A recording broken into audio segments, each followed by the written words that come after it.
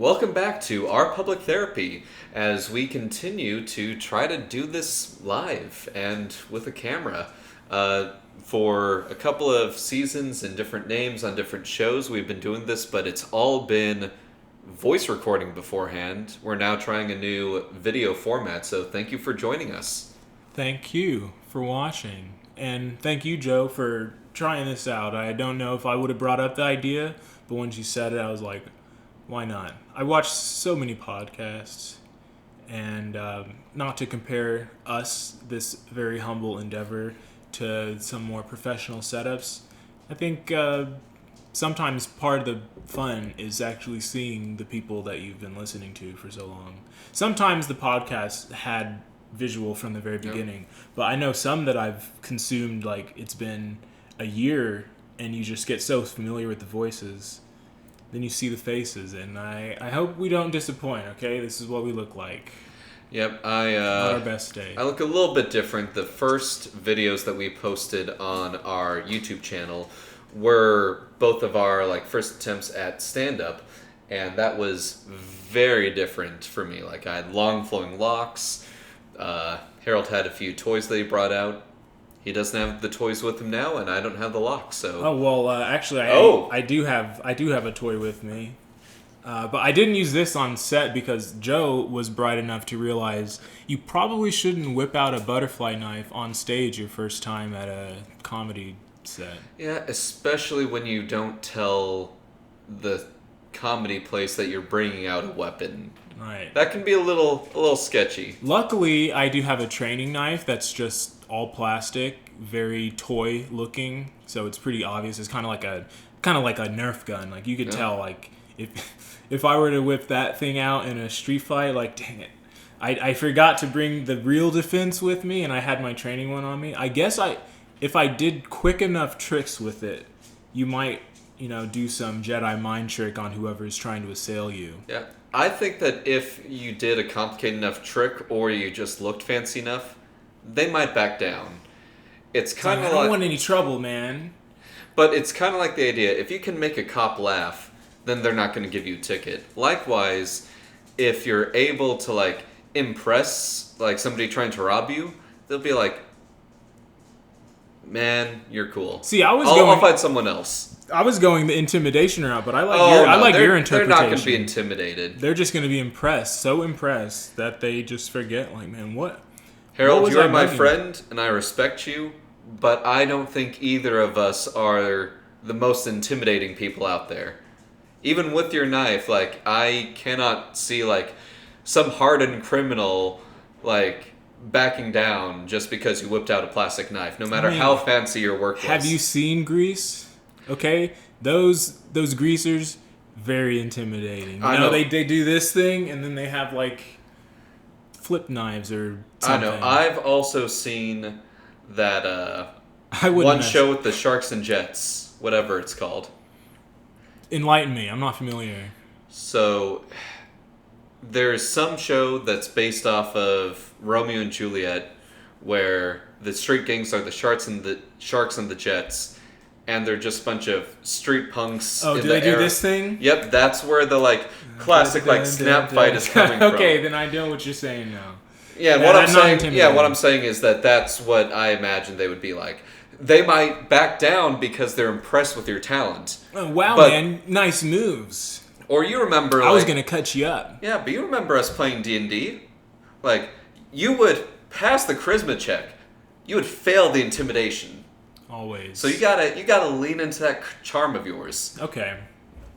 Duly noted. If I have my butterfly knife on me and happen to be sealed by some hoodlum, I'll just try to impress him with some cool tricks. Be like, wow, I didn't know you could do that. Worst case scenario, I drop it and I'm like, hold on, wait, and I pick it back up, try it again. Because I'm dedicated like that. I will do the trick until I get it right, and then you could rob me. Would you carry around some money in order to do this experiment? Be like, well, I want to see if I can impress them enough to get away with this. Yeah. Put your body on the line for this. I'll go to a notorious pocket or pickpocketing avenue in downtown and just look like the easiest target. I'll have my wallet kind of sticking out of this. Well, no, I think the easiest pocket is probably back pocket. Yep. So I'll have it like sticking out perfectly with wads of cash sticking out of the wallet that's already sticking out of my pocket. I'll be on my phone the entire time, just oblivious to my surroundings. I think that's the easiest target to rob. Maybe find a dark alley. I think that's where crimes happen. Yeah, but that's more of the stabby crimes. You're talking about a pickpocket who's just gonna, grab it and go. For the pickpocket, you gotta like charm them by like outplaying them. You got some dexterity on you. You'd have to have them like take your wallet, and while they're doing that, you like take their car keys, and in your wallet it's like a note that says "Thanks for the car." And also, this money is fake. And Mm-hmm. I'll have a little note on the Monopoly cash. There was actually a great restaurant advertisement campaign where they had their menu and like their like promotional material folded up in such a way, and they did the design on top that it looked like a wallet with cash folded up. And so when somebody saw it on the ground, they thought they were picking up a wallet with cash. And then you unfold it and it's like Dave's Tacos or something like that. I think you could do something similar, like fake wallet, real insincere compliments. Yes, and real knife. And real tricks. Speaking of which, I guess we'll get on topic, but I do want to show you one new one that I've got and hope I don't mess it up on camera. This is the first time.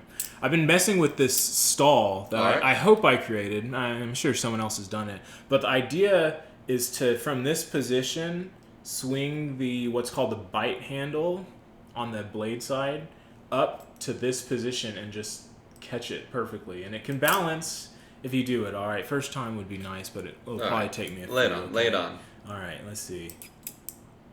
Heck First yeah! time, baby. All right. Subtle. It's a subtle difference. But I like those types of tricks that are unassuming. They're like, it looks really easy, but I will tell you that's actually not the easiest move to just pull out. Like, usually you're too low like that, or you go too far and it flips over. There's just the perfect sweet spot where it lands like that. So, anyway, yeah, you're right. Not intimidating at all. It's impressive, but they'd still take my money. Yeah, again, you got the charisma. You don't got the intimidation. That's all right. Because we're not here to intimidate. We're here to inform ourselves and others as to ways to not just stay safe out there, but healthy in here. So we are unlicensed, not professionals, amateurs in the mental health sphere. Nope, but this keeps us mentally healthy, and we're hoping it will you too. But you know who's not mentally healthy? The Joker. I don't know. He knows who he is. He knows what he's about. There are theories that he's just the most sane person in the comic, Yeah. and that's why he's crazy.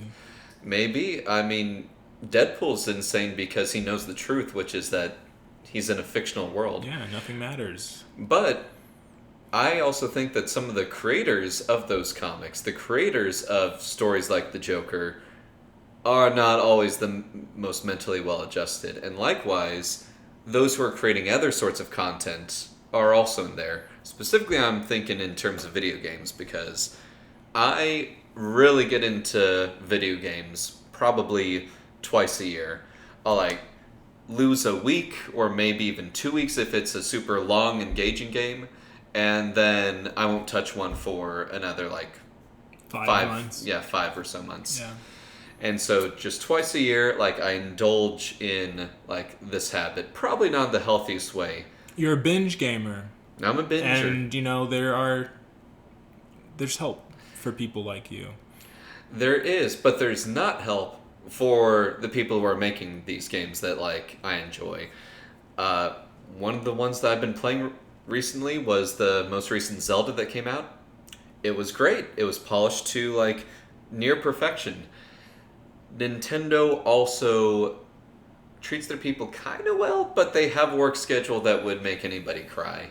And they're one of the good guys in the video game, like, treatment of employee sphere. Are we talking Japan, right? Yeah. It's a Japanese company. Yeah. So I've heard, their work ethic and work culture is even more severe than here. Like, I think full-time in America is about 40 hours, maybe 35 some places. Yeah. But there are like 70, 80-hour work week standards sometimes. Maybe, I don't know how, maybe they don't have like protection laws for workers in Japan or China or something, but like maybe it's legal if you agree to do it, and that's how they work around it, because if that's the standard and you're expected to work 70 hours this week because everyone else in the office is working 70 hours, so as, not to bring shame to your family or something, then you can have some pretty gnarly work weeks, and especially for such a big company like any AAA game developer. True, but I, like, in my non-podcasting life, I do have the chance to work with different businesses and organizations, and a few of those have been Japanese companies, and it depends. It really just, context is always going to play a key factor, where, especially during the 80s and 90s, there was a work culture where people would actually, like, applaud when somebody collapsed because they worked themselves to exhaustion. But that work culture has been changing, and so it depends on the company, it depends on the context. 40-hour is the generally expected or accepted, but there is kind of the underlying culture of the individual company or organization that would make a change there. I would not know how to feel if I collapsed at work and the people that I was expecting to, like, lift me up and take me to the break room just, like, encircled me and started clapping. Yeah. I wouldn't know how to feel. Mm-hmm. I think I'd be angry for two reasons. For one, it's very hard to sleep when people are clapping. Yeah. I was like, I collapsed so that I could rest, and now you're making it hard for me to do that. What jerks? Also, yeah, man, help me. I'm thinking of that Kevin Hart meme or bit where he's like, help me, like, that's what I would be thinking. I mean, aren't they? They're lifting your spirits up, like, yeah, you did it. No, the applause is not the kind of help I would be looking for in that situation.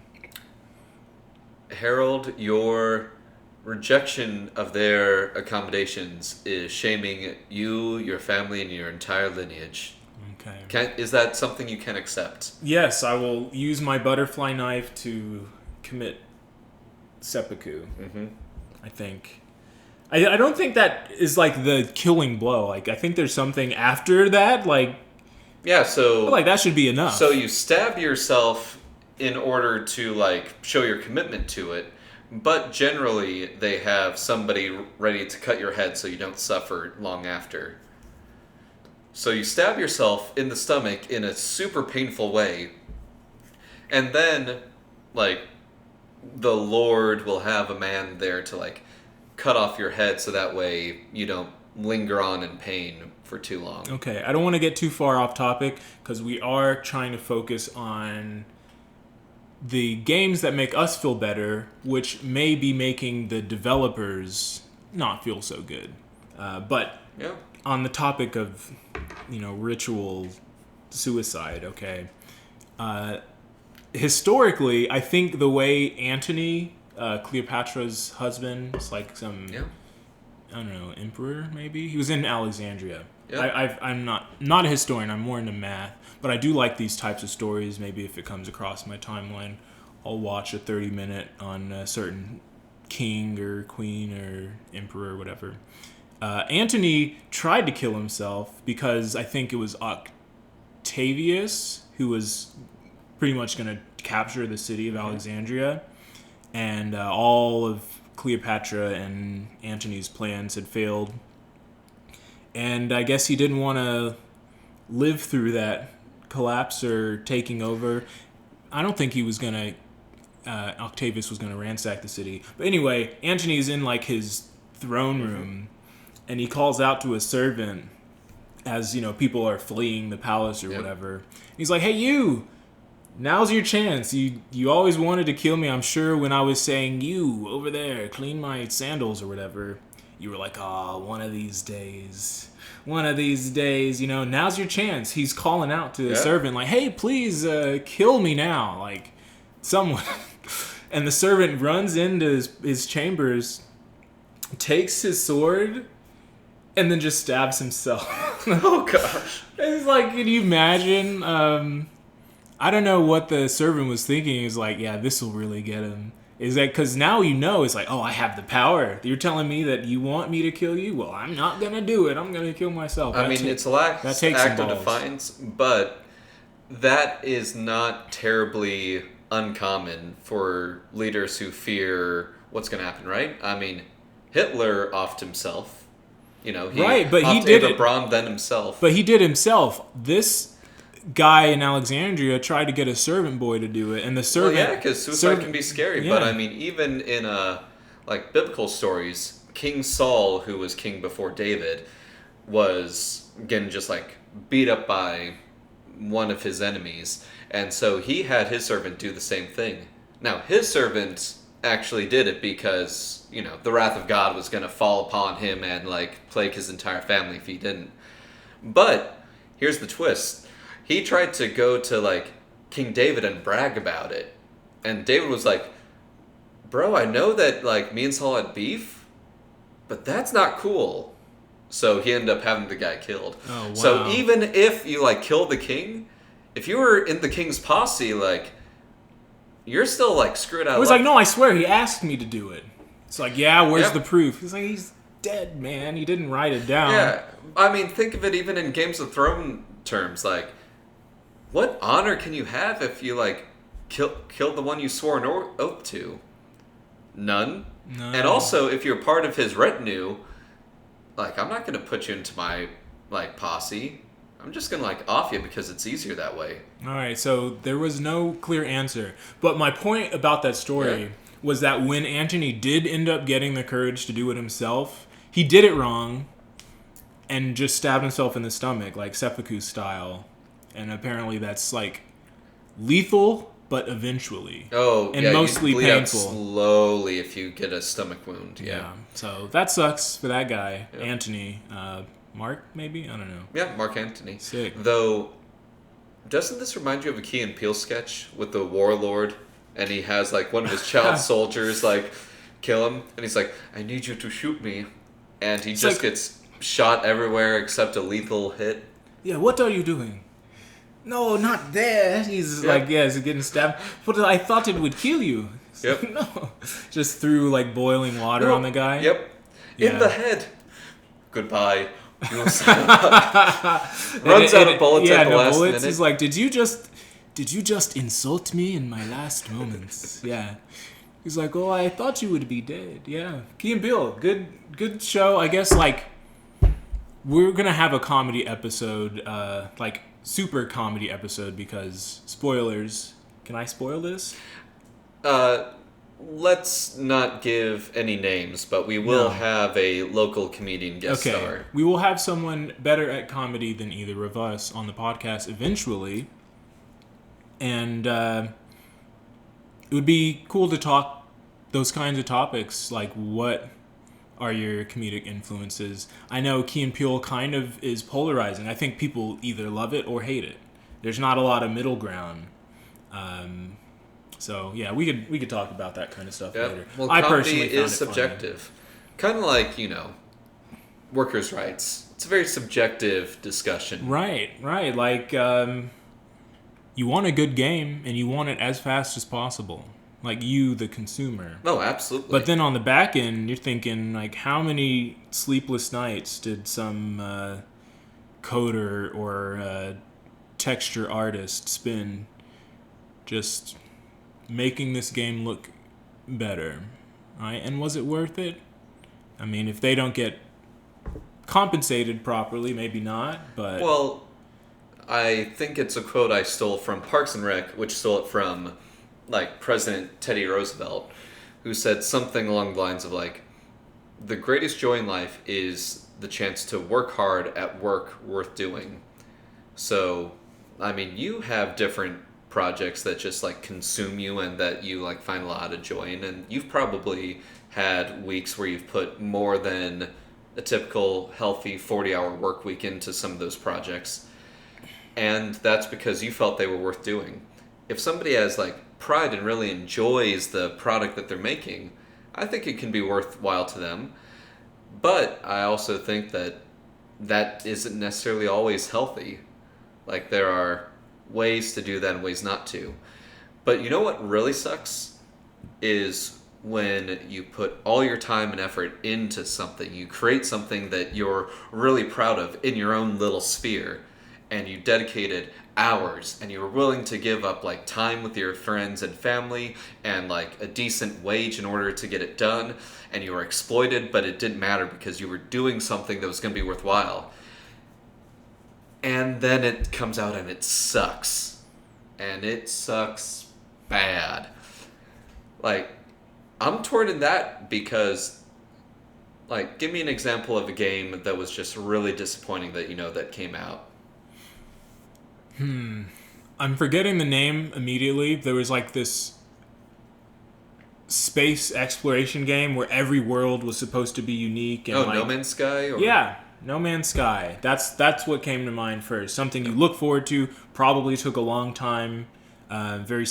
Long sleepless nights from developers and all the workers within the studio. But then the game comes out and it's just disappointing, buggy, repetitive. You know, all the things you don't want to hear in a game review. I've heard that, like, It's got patches better. have improved yeah, it. that was But on yeah, release. But yeah, that is something where it's like, especially I think of this in terms of movies, where I think that most, if not everybody who's working on that movie is a professional who is doing their best to make sure that like it's going to be as good as it can be, right? Some movies still suck. And that's not to disparage the actors or the like directors or anybody, but sometimes the holistic package is just really crappy, and people put like their time and like soul into some of these things, and they're just not good. And so that's an interesting thing where like Time and effort are necessary but not sufficient. yeah, in order to like yield results. And so when you have like people who are working their butts off and the product ends up being sucky, I think that's a clear indication that like the structure of work is not worth it. Like if you're making people suffer and the product is still crappy, then you just made people suffer. You can't even give an excuse of like we were doing something great, yeah, right? what's the reason? Yeah, like, you know, the pyramids, great example.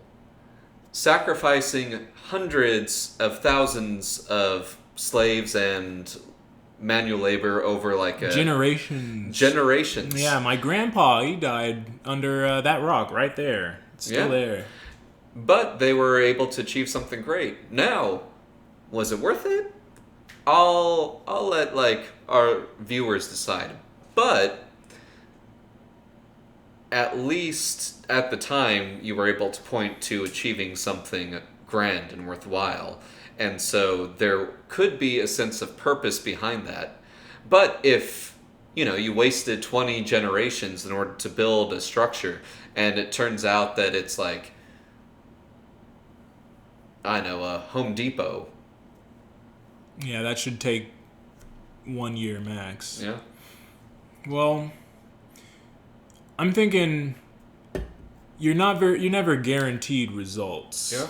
So this question I think we're drilling down onto is how sure do you have to be that the product or whatever you're working towards will be successful or worth it to warrant as much time and effort and maybe, discomfort or suffering, right? Because I guess as a worker, my tolerance would be much lower. But if you're the studio, you're like, hey, I don't really care.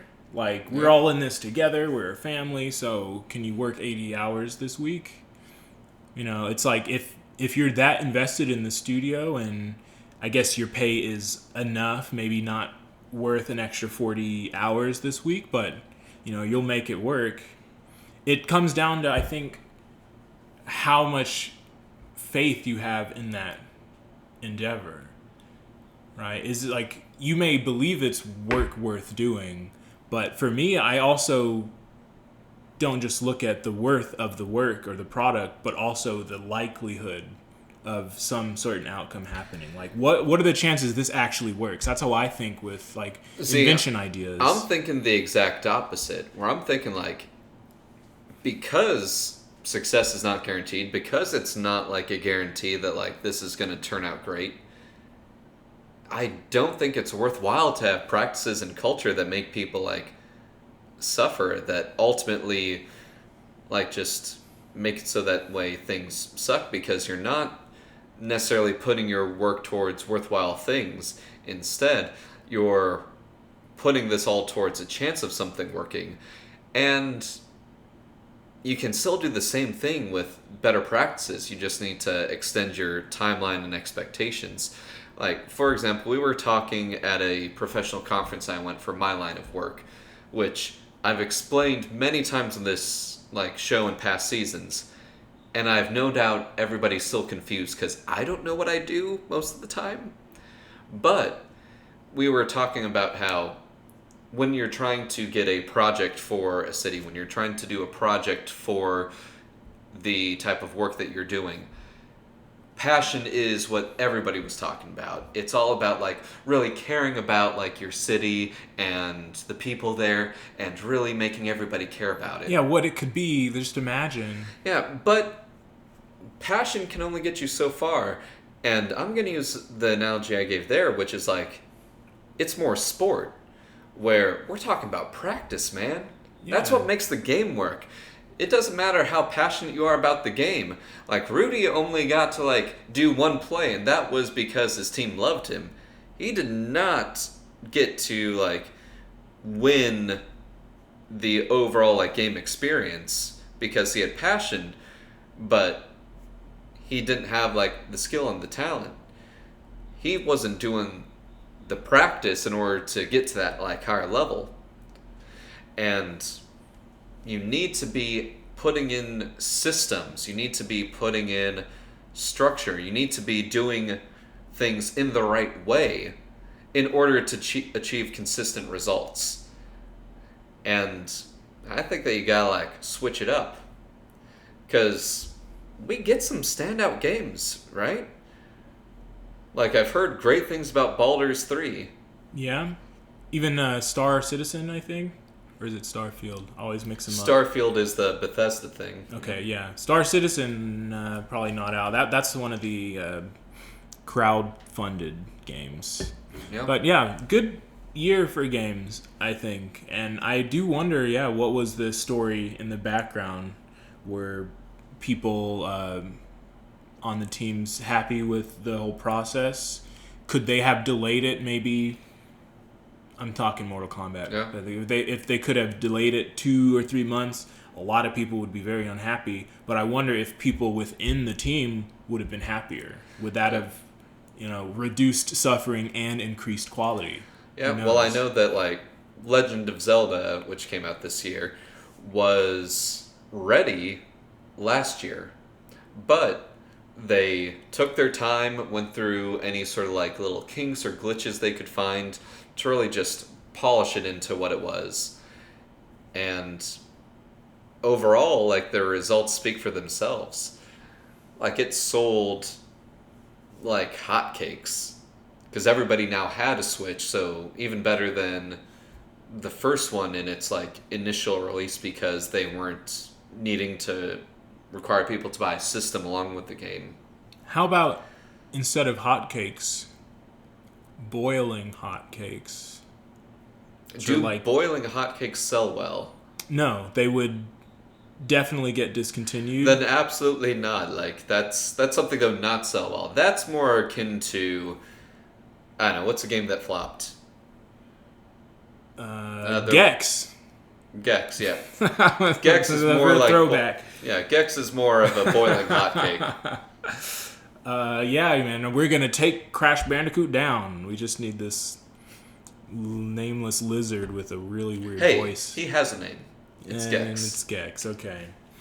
All right. So the total aside, you used hotcake as a kind of colloquialism, and I don't know why my brain went there. Just imagining someone bite into a hotcake, but they didn't see that it actually said boiling on the side. You don't have to apologize. All you need to do is dedicate your time and attention to coding a game, taking however long it takes, maybe 80 hours a week, until it's finished, that I then get to play, and then leave negative reviews because it's still glitchy.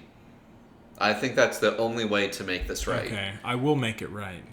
And in our bonus episode, we came up with an idea for this game that I could code for the next couple years, 80 hours a week. That's the plan. Yep. But I don't know. It's something where I want people to be able to be passionate and put in overtime and do all that stuff. But I think that it's ultimately going to fall short if you don't have structures and culture that allows for that to happen in a healthy, productive way, right? Like, I'm all for, like, somebody who's like, I'm making this tree in the background, but it's like a really cool tree, and it's gonna be like an Easter egg to like the tree I had in my backyard when I grew up. If that guy wants to like spend an extra 40 hours like that week, Easter egg planting, and just really like polishing something that he cares about, I am all for creating an avenue for that to happen. But as far as like a standard practice, like, if you don't take care of your people, then, like, the overall product's going to suffer. Right. Like, I forget the name of the study, but something we were looking at for my master's is that the actual numbers change, right? There are some studies that say, like, a 4-day work week would be better. There are others that say, like, we'd actually do better if, like, people had a 60-hour work week overall spread differently. But different studies say different things, but the consensus across it seems to be that structure and like consistency is a big part of it. The other part is that there is a level of diminishing returns as you put in more and more work. Now, the type of work you're doing is going to determine like when it starts diminishing and at what rate. Absolutely. And so, you know, if you're doing something that's pretty physically intensive, that's a different, like, curve of diminishing returns than if you're doing something that's very, like, mentally taxing. But also, you can do things a little bit longer that are mentally taxing, but you have to spread it out differently. So, different structures work for different fields, but you do have a point where you have diminishing returns for overworking people. Yeah, even yourself. I know I may have brought this up on a different episode, but I saw a video on the process of publishing a mathematical research paper, and it took about a year for this professor to get his paper published on something that's way over my head and most people's heads. But the main point is not the math he was doing, but the process he took to get into a reputable paper with his or journal with his paper. Mm-hmm. And he mentioned the same exact thing about diminishing returns because he recorded it every day, so you get to see him after however many hours he just spent that day. That's when he records, so you get to actually see days where he's just out of it and not able to form words well, and other times where all he could do was work for 2 hours and his brain was just fried. You know, I know it's a different field, so maybe depending on what you're working at and what your skills are, you might be able to go longer or maybe even shorter. But sometimes that is just the reality. Like, you could keep working for another 3 hours, but if your brain is just not processing the problems that you're being faced with and not coming up with potential solutions, and you're just basically hitting a brick wall mentally, it honestly is better to take a break, rest, revamp, think about it from maybe a different angle, and then try again the next day or later that night. And that's what he did. Sometimes it was 2 hours in a day. Other times it's a 7-hour day of writing. Here's just a fundamental problem I have in my life as who I am as a person that causes me endless pain and suffering, but that's what public therapy is for. Your widow's peak? No, my receding hairline has taken care of that. It used to be a widow's peak. Yeah. Fun fact, I actually, when I was like 13 or 14, I did cut off my widow's peak so that way it was a straight line. It grew back, but it's since receded. Okay. I was totally joking. I didn't know if you had one or not. I had one back in the day, but it was mild and like I'm not losing my hair quickly, but I'm definitely losing it, right? Okay. But that's a side tangent. But the fundamental thing is that I'm a night owl instead of an early bird. And what that means is that I create this vicious cycle of being the most productive at some unnatural hour of the night in which I should just go to bed. And then when I wake up in the morning, I'm brain dead until about 10 o'clock. So, like, I have a job where luckily I can schedule most of my meetings in, like, for lunch or, like, the afternoon. And I can barely answer emails and, like, feel productive for, like, those first 2 hours. 8 to 10 is not a productive time for me.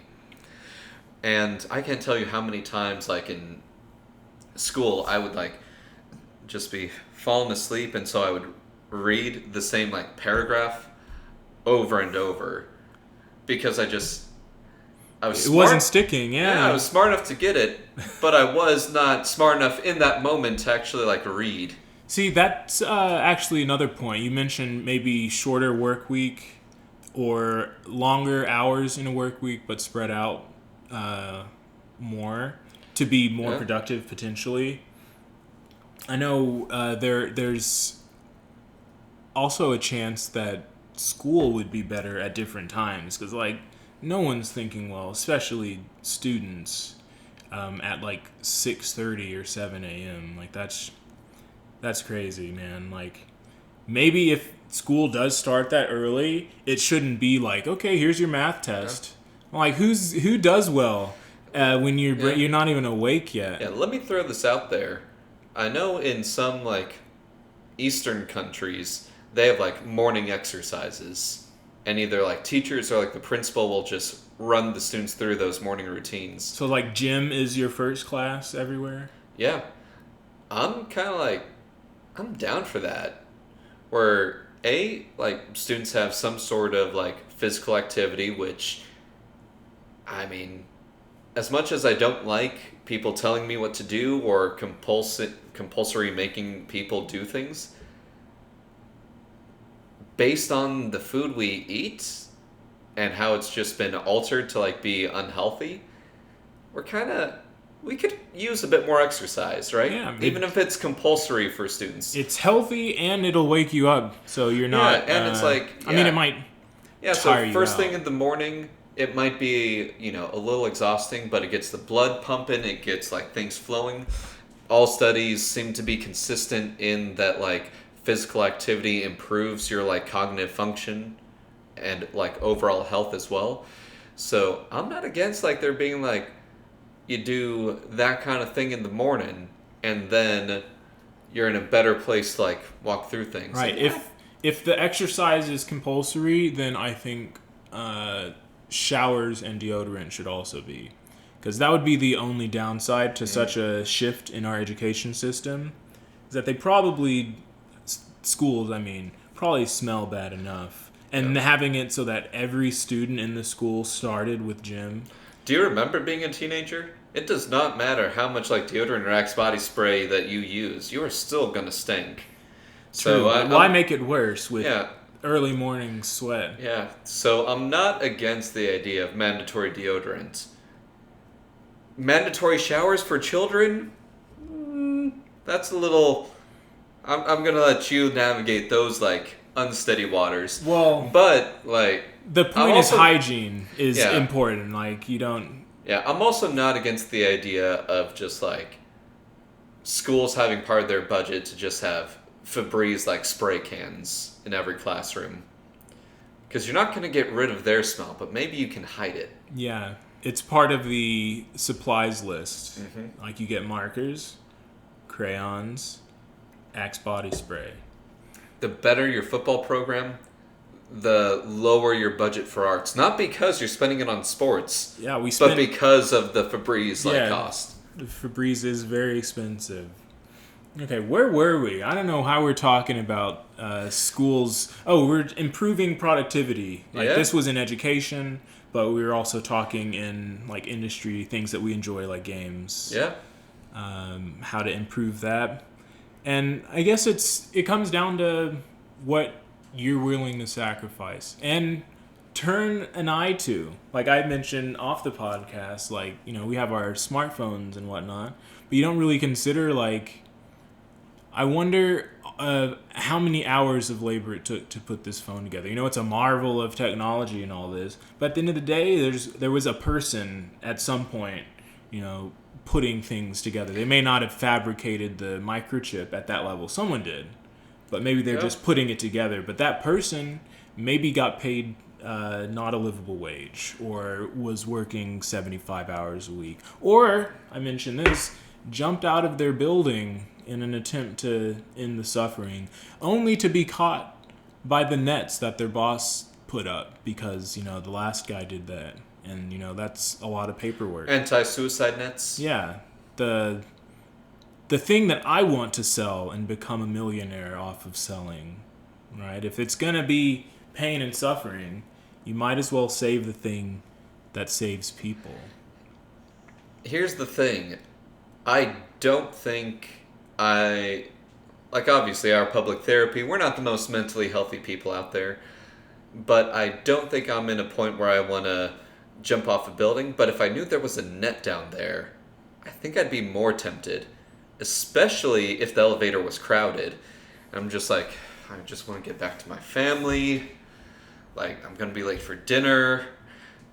Oh, there's a net. Like, I mean, you say this until you realize that the net stops like on the 10th floor and you're on the 30th floor. So you've just got like 20 floors of dropping into this net, and then you're just like stuck in a net. How do you get out? Because I'm pretty sure they like call the fire department and they would. well, I would assume that I would like crawl to the edge and drop down to the next net. Okay. I mean, a just series downscale. of nets, yeah. I mean, if that's what it takes to like get down, I'm just saying, like, if I'm on the 30th floor and there's like a silly slide that goes around the building to get down, I'm not gonna say no. Okay. Side point. Office buildings need slides. I think that might improve some worker morale. If you didn't have to just be crammed in the same elevator that you've taken 1,000 times with people that you're only slightly acquainted with, you just take a slide. Yeah. And it's a skyscraper, so like that'd be fun. That's a very long trip down, maybe dangerously so, because I think you would just be speeding up the whole time. Yeah. By the time you pop out of that slide on the first floor after like 50 floors of descent, you're going really fast. Yeah. You will take out anyone on the sidewalk. Yeah. So that would take some clever engineering, some way to slow people down. Maybe, I don't know why I'm taking this seriously, but now I want it to be done. All right, we'll save that like actual schematics for a bonus Engineering, fight. This okay. is an interesting engineering problem. But to get back to the other topic we were talking about, if you break down the supply chain enough, you're gonna find like human rights violations, whatever the product, right? Just because like the rare metals we need to make most like technology work, have some pretty crappy working conditions. So it's something where you're not going to be able to avoid it. I'm all for people trying to change it, but it's something that is inherent to Capitalism? This is not our topic no, this episode? that's not a capitalism thing. That's just a like there being crappy work that needs to get done thing. That's any like economic system that you come up with. Well, I don't know. Maybe that's a debate for another day. We'll pocket that one. Yeah. It's a artifact of producing things, we'll say it that way. Yeah. But you're right. Like, we've got this phone, high phone, recording us, and there's plenty of, maybe not rare earth metals, but precious metals. You might need some nickel, copper, aluminum. There might be a tiny bit of gold in the iPhone. Who knows? There is. Yeah, and all that needs to get resourced or mined from somewhere. Yeah. And who knows, maybe the cobalt that is in your car came from some mine in South Africa that is like 70% child labor, right? Like, I mean, you want your phone and you want it to only cost $1,400, right? Wait, it costs $1,400? How many more children do I need to work? If I change that ratio of 70 to like 90%, can I get it down? You could probably get the iPhone to like $1,100 if you were exclusively child laboring. All right, let me throw this out there for like an app. And this is a very facetious app, so I'm letting people outside of us do this. Good thing we have a video camera to show our sarcastic faces. The air quotes we could actually do now. Yeah, we can actually do air quotes now. Yeah. We're always dumb enough to do air quotes on a microphone. An app that's like, instead of supply and demand resulting in cost, it's like, how many like human rights violations or like what percent of human suffering do you allow to then get it down to a cost that you're able to afford? And especially... Would that be replacing supply on this curve? I guess it's like suffering here and demand? Or are we replacing both aspects? Yeah, it would be a different chart, but it would be essentially like suffering and cost. And so... the greater the suffering, the lower the cost. And so... Okay, and then you have some other curve where those intersect. Yep. That's the price, let me throw this out there. You start by, like, doing that ratio, and then you have to do some sort of, like, really, like, guilt-inducing thing afterwards. Like, I remember an episode of South Park where it's like, do you want to donate to, like, help starving children? No, I think I'm good. I don't need to round up. Okay, just put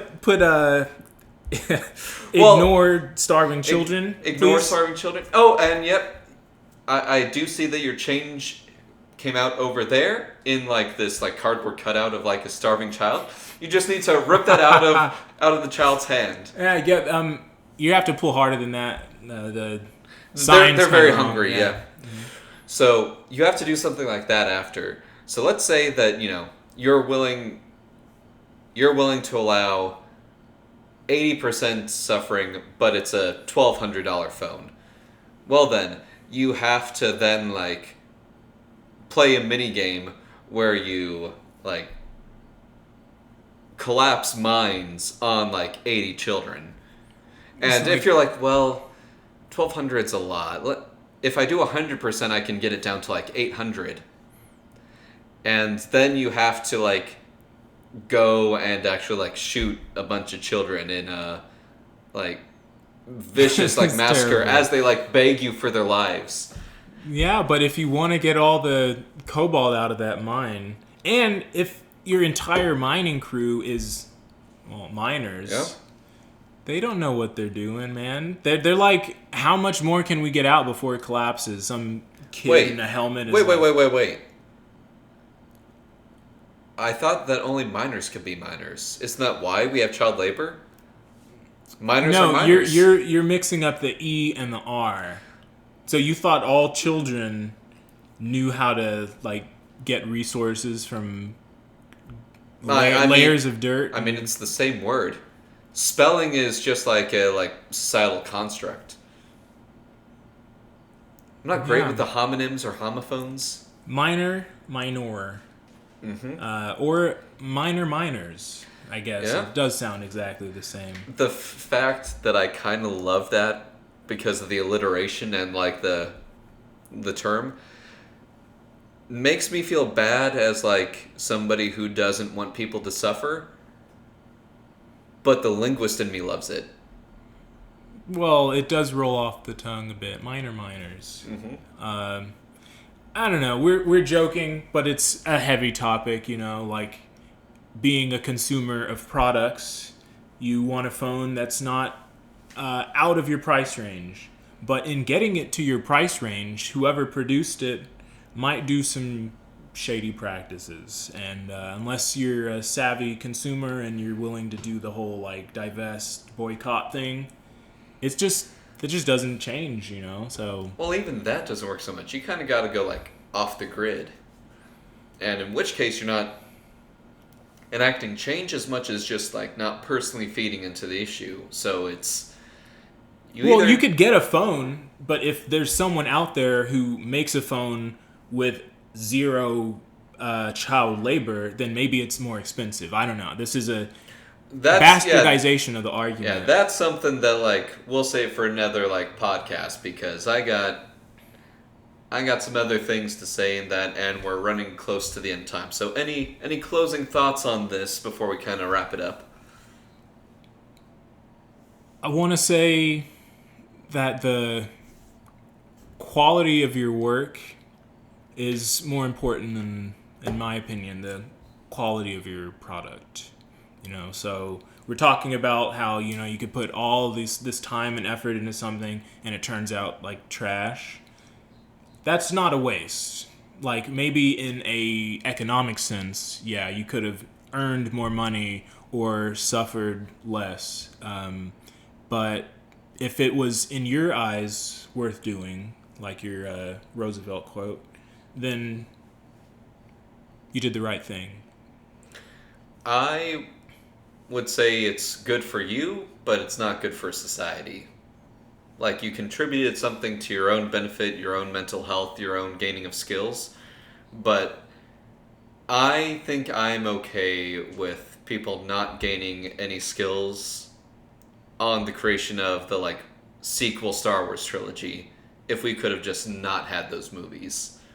Okay, I think we can agree, not even to disagree. Yeah. I agree to agree. All right, I think that's a good note to like wrap this episode up on. Sorry, Lucas Films. All right, they're doing all right stuff. Oh yeah, Ahsoka's not terrible. I've heard great things. I just don't have Disney Plus. Okay, well, maybe I'll password share with you surreptitiously.